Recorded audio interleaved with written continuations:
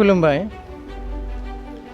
दिनैनि हाबाफारिया जादों बर'नि गुदि बाथौ धोरोमखौ नैबे राङाफारा बियाबनि सिङाव थानाय 2 नं उरुलगा गामिनि मानगोनां बिथां अन्जन दैमारिया दिनै मोजां मोनसे समायना नखरावनो बाथौ थानसालि बानायनानै दिनै गायसननाय जाबाय आरो बेखौ जोङो जिल्लानिफ्राय फैनानै आरो आनसलिकनिफ्राय फैनानै बिथांखौ जोङो बाथौ गायसननाय हाबाफारियाव जों मदद होफैनाय जादों। जों गिबियावनो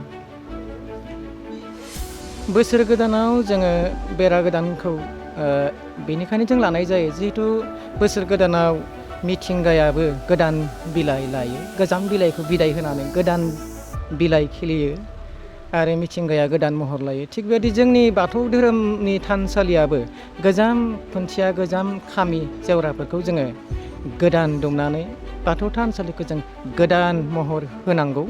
बे हिसाबै जों बैसागो बोथोराव जों बाथौ थानसालिखौ जोङो गोदानै जों दुमनाय जायो।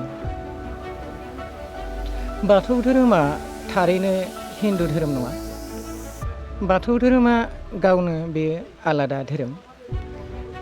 आसामाव हिन्दु सभ्यता बा हिन्दु संस्कृति फैनो सिगांनो बा भारतआव हिन्दु सभ्यता जोनोम जायै सिगांनो बे भारतआव गोदो गोदायनो बाथौ सभ्यताया दङमोन आरो बे बाथौ सभ्यताया हिन्दु सभ्यताया 5000नि होननानै जों मिथिगौ, नाथाय बाथौ सभ्यताया 5000नि नङा, बे 5 लाखनिख्रुइबो बे गोजामसिन बेयो सभ्यता माने सोदोमस्रि।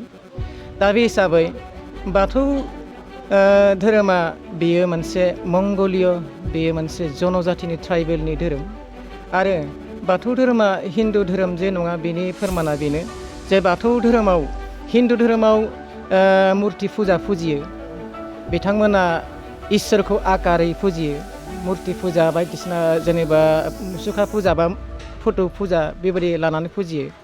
नाथाय बाथौ धोरोमाव जोङो मुर्ति फुजा फुजिनाय जोंहा बेबादि जोंहा हुदा गैया बा बिदि मोनसे जोंहा सोलोंथाइ गैया।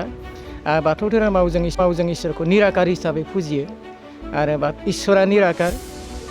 जेरै बाथौ धोरोमाव जोङो बे हिन्दु धोरोमनि माखासे भगबानफोरा अनेक भगबान दङ आकार महरै, नाथाय बाथौ धोरोमाव बेबादि आकार महरैखौनो जोङो लायाखै, जोङो निराकार हिसाबै लायो आरो बे हिसाबैनो आरो हिन्दु धोरोमनि जि भगबानफोरा मानसिजोंनो जुद्ध नांदों, जेरै बान राजाजों जुद्ध नांदों, जेरै कुरुक्षेत्र जुद्धआव मानसिजोंनो जुद्ध नांदों।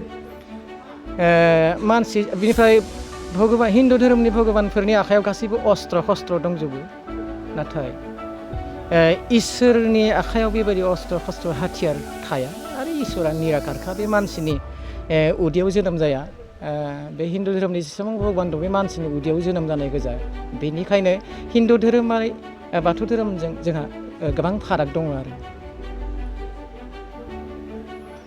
गोदान बोसोर आरो बाथौ सिबियारिफोरनि जे जानानै जों दुलाराय सनितपुर जिल्ला बाथौ गौथुमनि जानानै आरो दुलाराय बाथौ गौथुमनि जानानै बेखौनो जोङो बुंनो नागिरदों जे दुलाराय बुहुमाव बर' हारि हिसाबै, बर' जाथि हिसाबै जोङो बाथौ धोरोमनि गेजेरजों जों खौसे जानांगौ आरो बाथौ धोरोमनि गेजेरजों जों खौसे जायोब्ला बर'नि गासैबो हारिमुखौ जों फोथांना लाखिनो हायो। बाथौ धोरोमजोंनो बर'नि गासैबो हारिमुवा बेवहाय माने सोमोन्दो दङ। बर'नि राव थुनलाइ, बर'नि दख'ना गामसा आर'नाइ, बर'नि खाम सिफुं सेरजा जथा गासैबो जोंहा बेवहाय हाबनानै दङ आरो बर'नि जि दोरोङारि आसार खान्थि बेफोर गासैबो बाथौ धोरोमावनो हाबनानै दङ आरो बर'नि जि सिनायथि, बर'नि जि आइडेन्टिटि बे बाथौ धोरोमावसो दङ। दा बेनिखायनो बाथौ धोरोम सिबियोब्ला बर' हारिया सिनायथिया गोमाया, हारिमुवा गोमाया आरो बर' हारिखौ बुहुमाव गेरेमसा हारि महरै सिनायथि होनो थाखायब्ला होनो थांनांगौब्ला जोङो बाथौ धोरोमनि गेजेरजोंसो जोङो होनांगोन आरो जों निस्सय बाथौ धोरोमनि गेजेरजों जों खौसे जानो हायोब्ला बुहुमाव बर' हारिया गोग्गोमसिन जागोन आरो बर' हारिया निस्सय मोनसे गेरेमसा हारि दानो हागोन। खुलुमबाय। नोंथांमोननि चेनेलनि गासैबो नखरनिसिमबो आङो आंनि सनितपुर जिल्ला दुलाराय बाथौ गौथुमनिफ्राय आङो मोजां हामलायनायखौ बावहरबाय। दिनैनि बे अन्जन दैमारिनि नखरावहा बर'नि गुदि धोरोम बाथौ धोरोमखौ बिथाङा नेम निथिजों मोजाङै गायसनबाय आरो थानसालि बे लानाय हाबाफारिखौ बिथाङा मावबाय।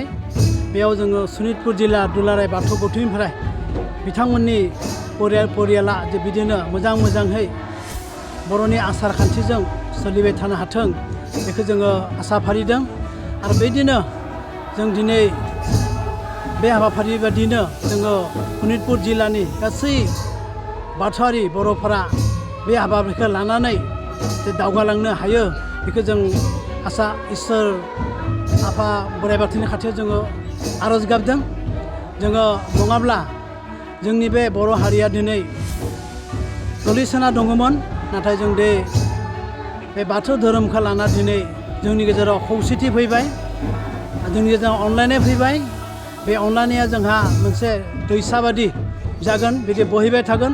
जेरै दैसाखौ जोङो थेनानै थेरथ'नो हाया, बिदिनो जोङो बिदि बोहैबाय थानांगोन आरो बोहैबाय थाब्लासो जोंनि बर' माहारिया बिदिनो बुहुमाव मुंदांखा जागोन। आरो मुंदांखा जाबासो जोङो मोनसे समावहा बर' हारिया मोनसे मुलुगनां धोरोम होननानै मानिजागोन। आं बेखौ आसा फारिबाय। आरो बे न'खरनि जों दिनै बाथौ थानसालि लानाय हाबाफारियाव नुजाफैनाय गासै सनितपुर जिल्लानि बियाबफोरनि गासै आफादगिरि नेहाथारि आरो बे गामिनि रायजो राजा बिथांमोनखौबो आङो आंनि गोसो गुदुंनिफ्राय आरोबाव खेबसे मान बावनानै आंनि बुंनायखौ एसेनो फोजोबबाय।